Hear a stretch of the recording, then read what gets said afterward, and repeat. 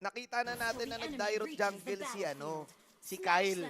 Kaya siguro sabi nila, baka pwede pa sila yung Dyrot kahit na may Arlot. Pares lot yun eh. Pero ban na lang natin isang lot. It rhymes. Pero si Shaco, ito na yung Guinevere Rome. Shaco, Rom ba?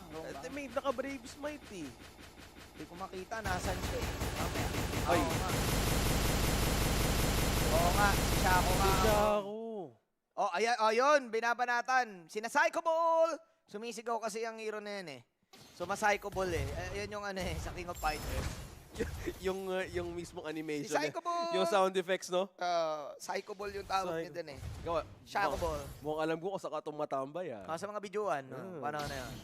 Ayan, yung mga panahon na kailangan yung coins mo.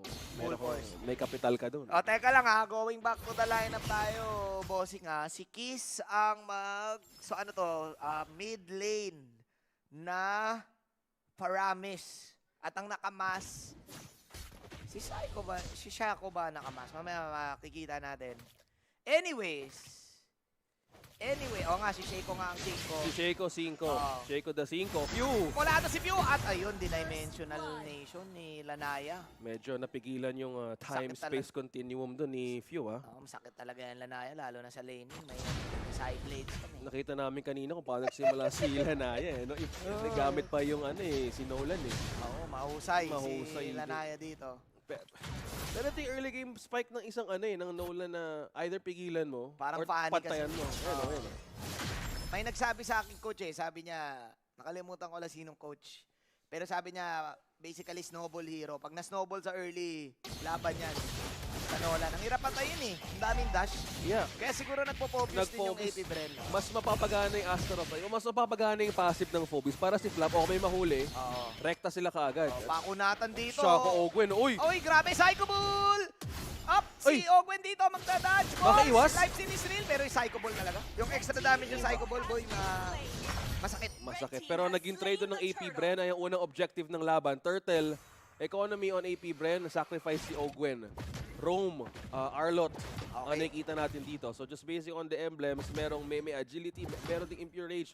So dito yung Guinevere onto the Brave Smite. So mas may expect natin yung ganito klaseng Guinevere na mapapagana yung kada hit. May HP regen. Kaso nagiging slowly nagiging effective. Wala pa ang level 4. Oo. Pero yung mismong setup sa yung mga panglito niya, gumagana din eh. Magana no?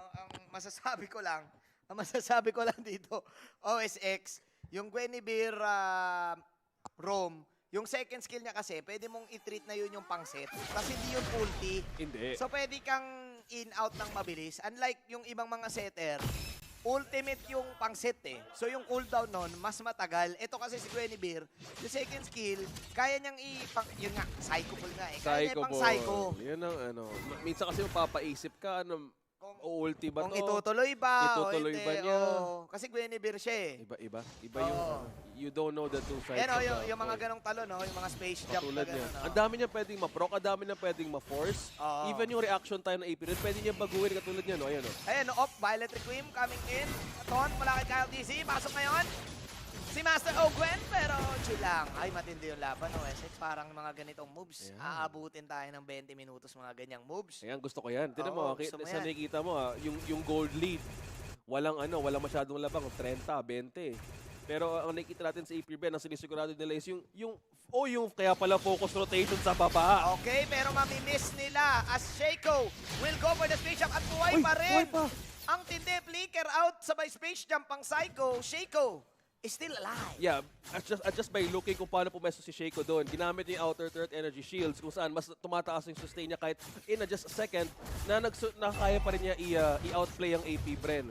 So advantage lang yon dahil wala pang 5 minutes, di pa nakakalipas. And medyo naging maingat din sila sa sagot nila doon. Kasi kung nag-commit sila doon, pwedeng malamangan kahit konti. Especially ngayon na may turtle. So, good eye on the pros and cons. Pero ayun yung huli na sinasabi natin, yung space jump to the Violet Requiem, mahuli si Ogwen, pero mapapanish si Shaco, wala siyang flicker out. At ang ganda ng ultimate review, yun lang naman pala ang kailangan dito ng AP Bren. Paunahin lang yung Dewa, tapos ipanish sila. Kaya naman sabi ng AP Bren sa atin na tong turtle na ito, Kyle will secure it. Ganda ng coverage na ginawa ni Ogwen just by getting the first pick up na wala si Shaco. Doon pa lang kanina yung pagkano nila sa baba, maganda rin yung naging feel nila eh. Although hindi nila napatay, pero yung pag-feel mismo doon kay Shaco sa baba, gave time for AP Bren na unahan na lang kaagad yung, yung Maganda turtle. pa yung pwesto nila. So hindi rin nagamit ni Kiss yung kanyang ultimate doon nung nilaban nila yung bandang turtle. So that was a clearly, I think, miscom para sa side ng Dewa. Pero magre-reset sila in this game. AP Bren, nasa kanila na ngayon ang kalamangan, the adjustment of the Plexi type Arlot.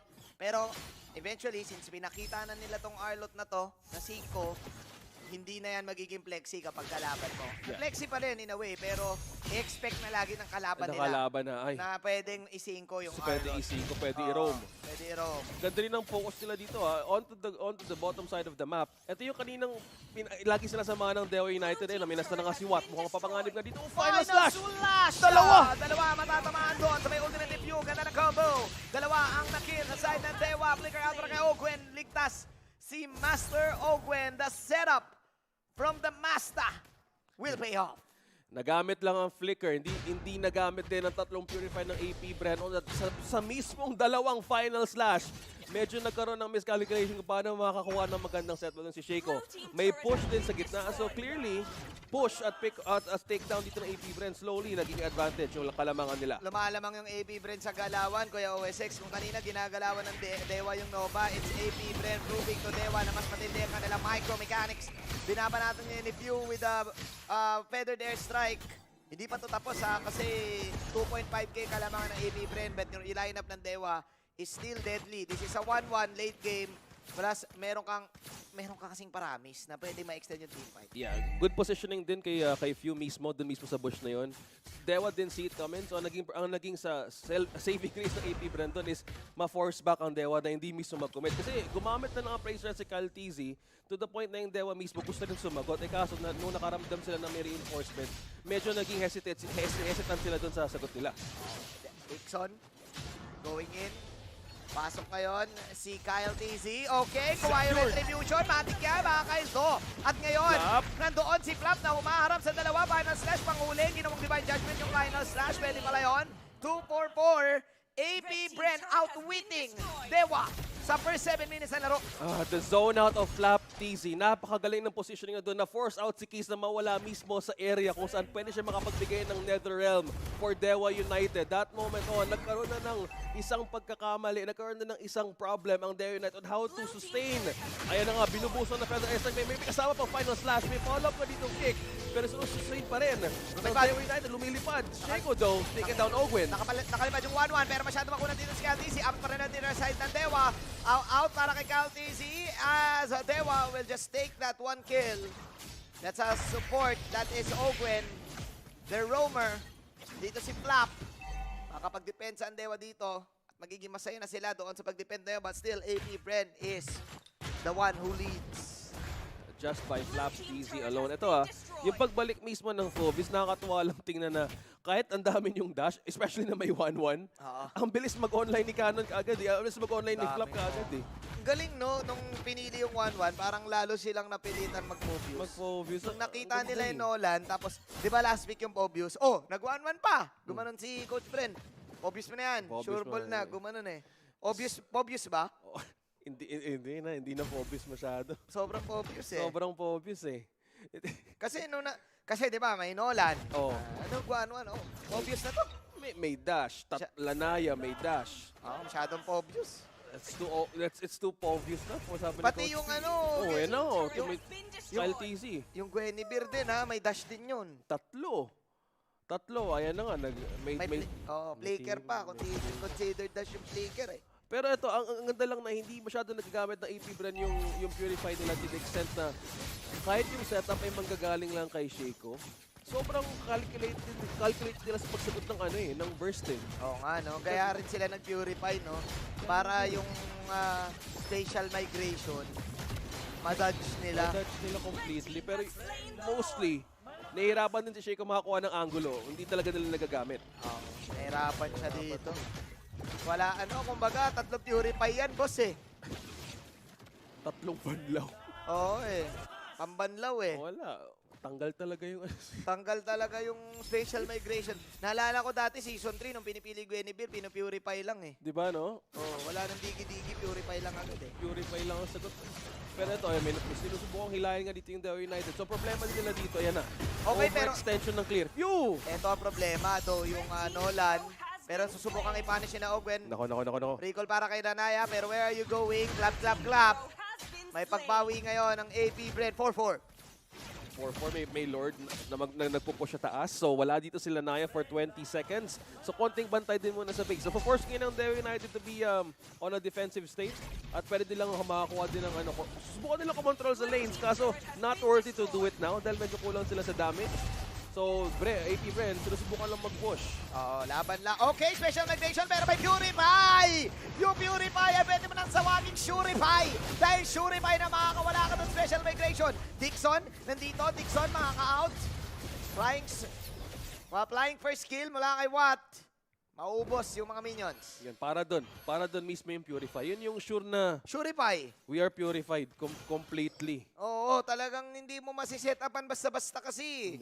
Ang ganda din ng iwas din. Ang ganda din ng spacing din ni AP Bren dito na hindi sila masyado nagdidikit. Kasi yung nagiging advantage lang dito, kung mawala si Shaco ng setup, ang hirap makakuha ng follow para kay 1-1.